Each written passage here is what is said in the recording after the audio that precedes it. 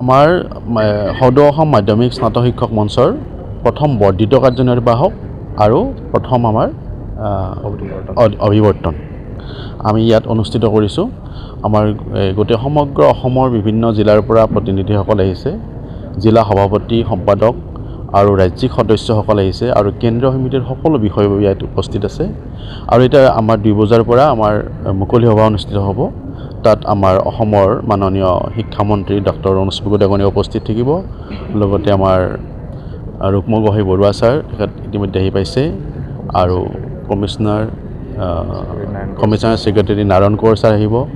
তাৰপিছত কামৰূপ মেট্ৰ' জিলাৰ আয়াস মানে বিদ্যালয়সমূহৰ পৰিদৰ্শক মহোদয়া দীপিকা চৌধুৰী বাইদেউ আৰু লগতে আমাৰ BTCৰ director of education JP Brahma sir তেখেত উপস্থিত থাকিব।